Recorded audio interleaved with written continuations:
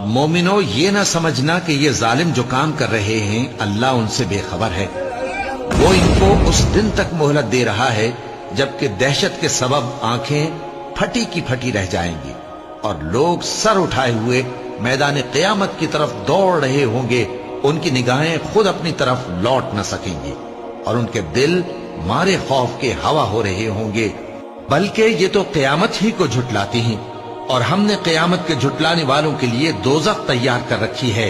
جس وقت وہ ان کو دور سے دیکھے گی تو غضبناک ہو رہی ہوگی، اور یہ اس کے جوش غضب اور چیخنے چلانے کو سنیں گے۔ اور جب یہ دوزخ کی کسی تنگ جگہ میں زنجیروں میں جکڑ کر ڈالے جائیں گے تو وہاں موت کو پکاریں گے۔ آج ایک ہی موت کو نہ پکارو، اور بہت سی موتوں کو پکارو۔ پوچھو کہ یہ بہتر ہے یا ہمیشہ کی جنت جس کا پرہیزگاروں سے وعدہ ہے؟ یہ ان کے اعمال کا بدلہ اور رہنے کا ٹھکانہ ہوگا۔ وہاں جو چاہیں گے ان کے لیے میسر ہوگا، ہمیشہ اس میں رہیں گے۔ یہ وعدہ اللہ کو پورا کرنا لازم ہے اور اس لائق ہے کہ مانگ لیا جائے۔ بلا شبہ تھوہر کا درخت گناہگاروں کا کھانا ہوگا، جیسے پگھلا ہوا تانبا۔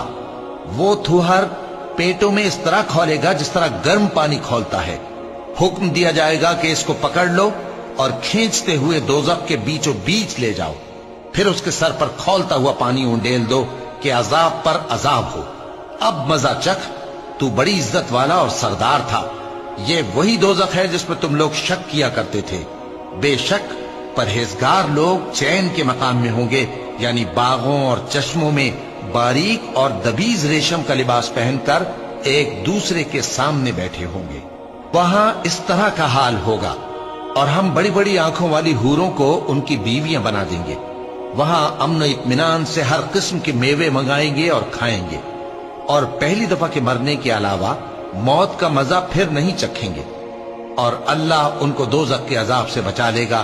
جس دن کافر دوزخ کے سامنے کیے جائیں گے تو کہا جائے گا کہ تم اپنی دنیا کی زندگی میں لذتیں حاصل کر چکے اور ان سے لطف اندوز ہو چکے، سو آج تم کو ذلت کا عذاب دیا جاتا ہے۔